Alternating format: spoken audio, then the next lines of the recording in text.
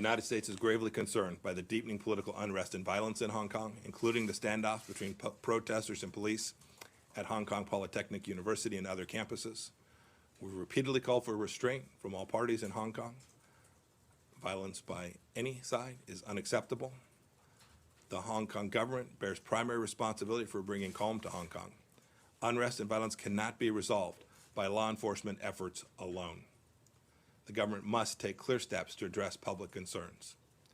In particular, we call on Chief Executive Carrie Lam to promote accountability by supplementing the Independent Police Complaints Council review with an independent investigation into the protest-related incidents. As the United States government has said repeatedly, the Chinese Communist Party must honor its promises to the Hong Kong people, who only want the freedoms and liberties that they have been promised in the Sino-British Joint Declaration, a UN-filed treaty.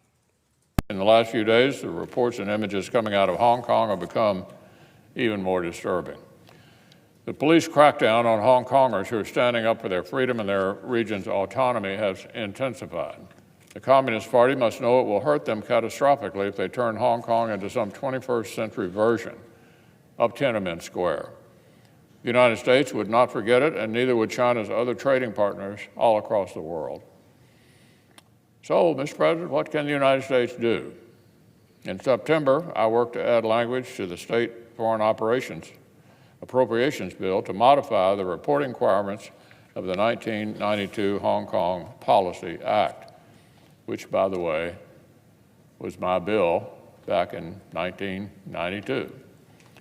My additions would work to expose the current tools the Chinese Communist government is using to subvert the autonomy of Hong Kong and to allow the U.S. government to pay for legal support for Hong Kong democracy activists. So one important step to help Hong Kong is for the House and Senate Democrats to finally get to yes on the appropriations process. Last week, I had a productive meeting with the senior senator from Florida on the subject of revising and extending the Hong Kong Policy Act through new legislation. As I indicated, I authored the original bill back in 1992 and have been keenly interested in Hong Kong's status for decades. So I appreciate the leadership Senator Rubio and others have shown and hope we can find a way to move this important bill.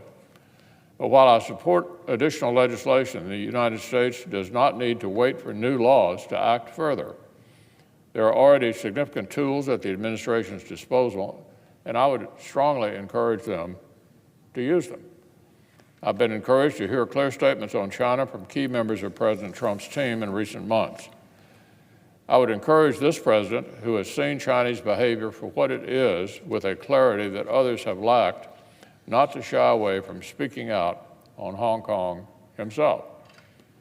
The world should hear from him directly that the United States stands with these brave men and women.